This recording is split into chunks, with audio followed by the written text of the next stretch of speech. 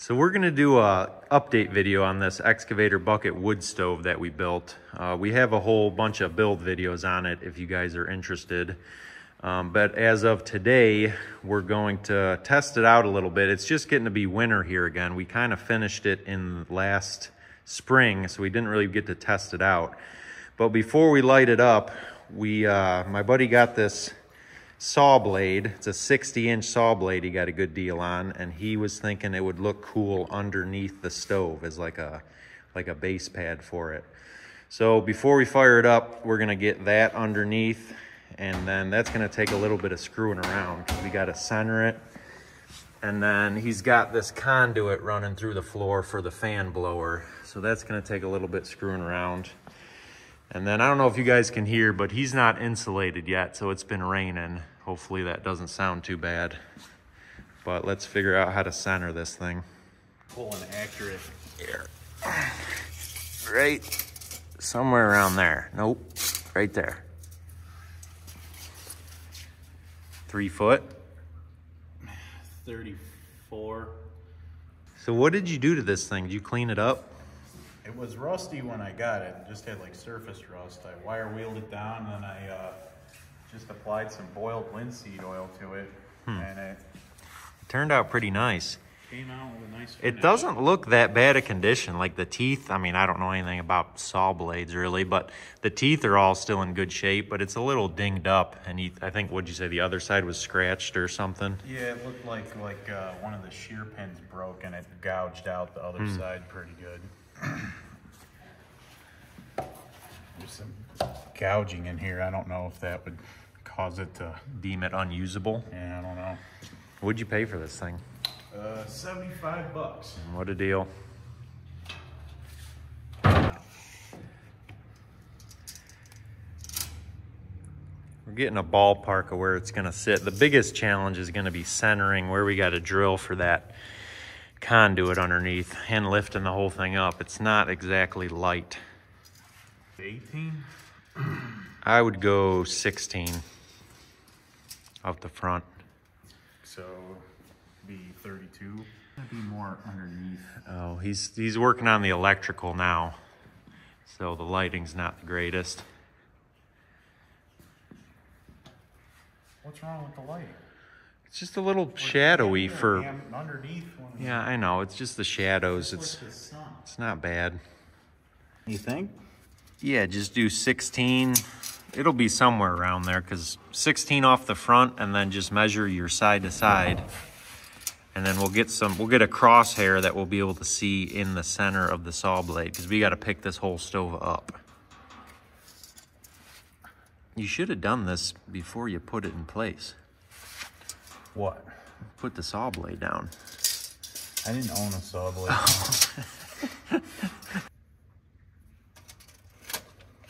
Leaves. This is a fire hazard. I guess it could catch on fire. You don't know where that dirt's been. That could have been from anywhere, tucked in that dozer track like that. There's a lot of history in that dirt. I'm fingering it out. So he's got to disconnect that blower. But like I said, it's just getting cold out here where we are, so we're gonna be able to test this out some more. We got a little bit of testing in, but he was telling me how our air wash isn't working that great. You can see in the glass here, it's only getting in the middle, so we might need to fine tune this channel to get the air to flow on the side of the glass. That and our secondary burn tubes up there. Back here, he was playing with a little bit with these precise instruments. This is where the secondary air comes in, right here and there. So he's thinking that the holes are too big, like it's getting too much secondary air, so it's not shutting it down enough. So we got to play around with that. But once we get this saw blade under there, it's getting cold. This is nice. It's the first thing I would have done.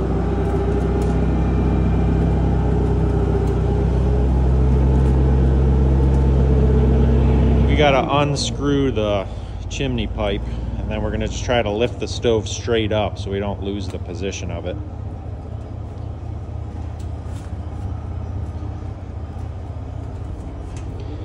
When was the last time this thing's been out? Tires look a little flat.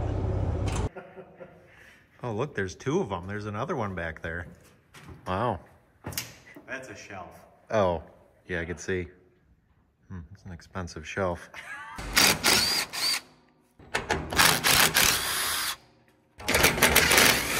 Helmet cam. Whoop. There goes that one.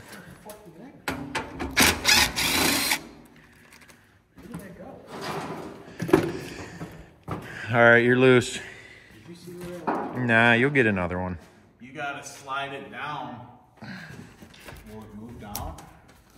Not with one hand. There's a stink bug up here. You sure this collar's not holding it? I don't think so. It was tight fit. Oh.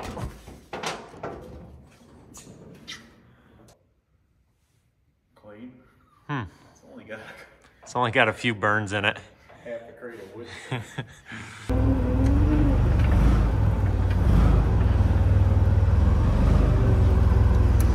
Oh, that's not down.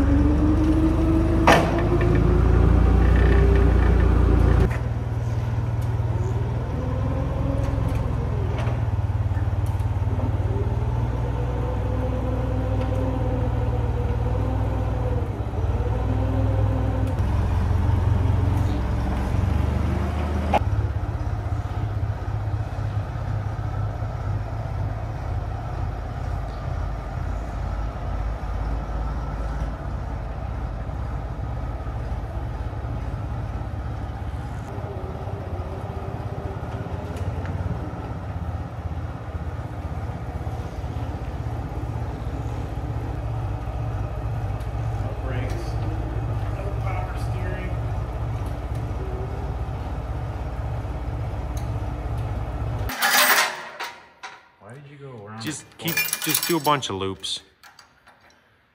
Why did you do that? I feel like there's better ways to do that. I have my rigging card.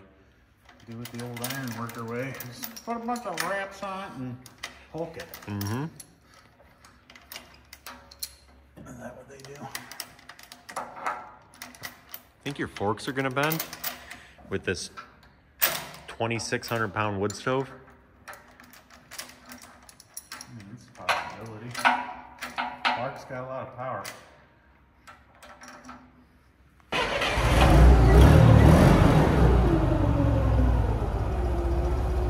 Tilt back a little bit.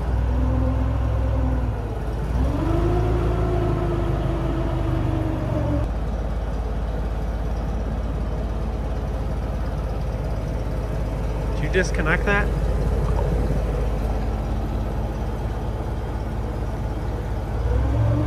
How do you feel about working under that? Just measure really quick.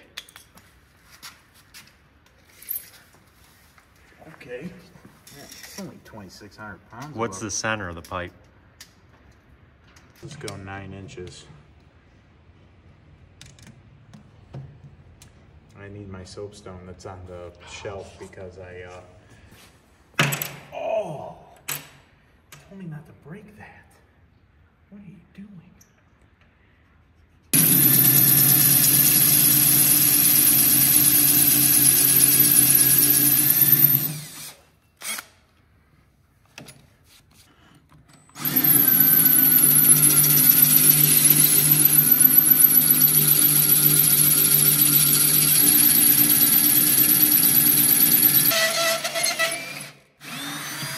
I think this blade might be hardened because that was a pretty good bit. I mean, there's still teeth there, but it's not really drilling good.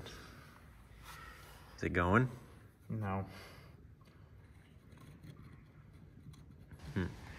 So we didn't have any luck last night trying to drill this thing. We think it's some kind of hardened steel, so we're gonna try blowing through it.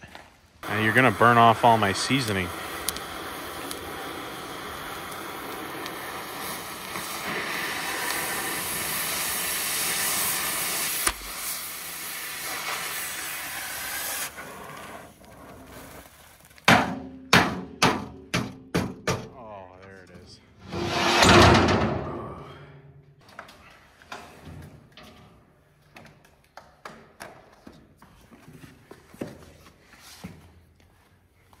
He was worried about the bottom rusting, so he painted it. I don't know if I'd be that concerned. It's a lot of work for decor.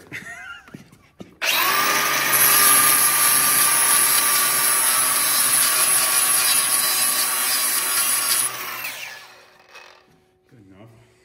Okay.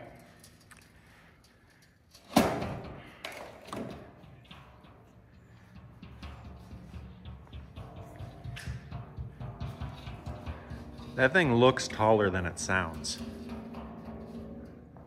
60-inch.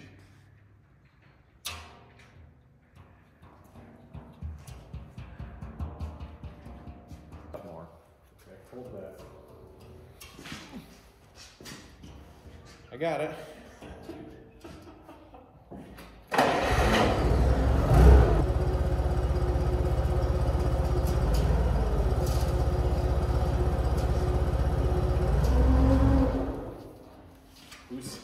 Who's gonna go down there and feed that wire? You should have shortened that.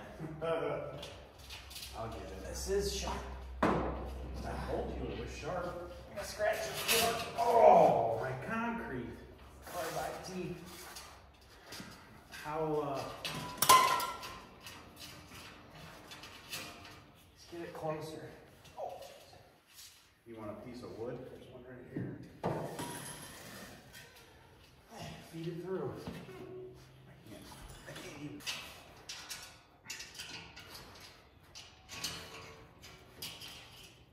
Coming down. Oh.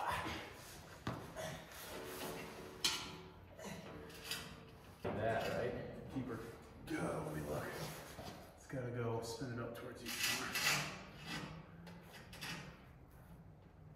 I'm like right in fucking Pull it. dead zone. Alright, put your fingers under there. Not bad. How straight do you think we picked this thing? It's probably close. We can scoot it around.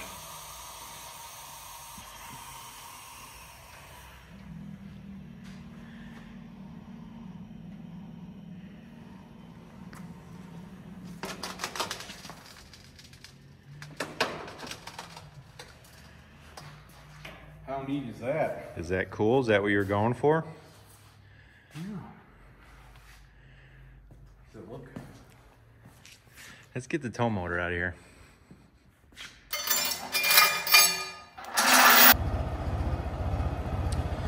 Now we got to put our stovepipe back in, and hoping we didn't change the center too much.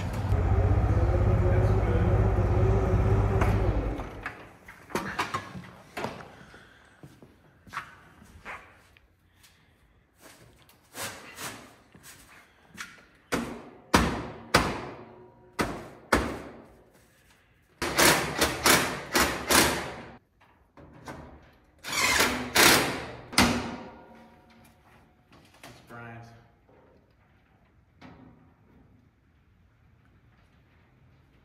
It's pretty close.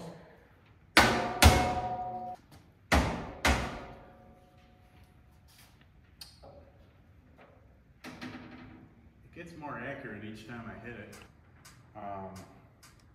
You're not happy with it? I think it looks neat.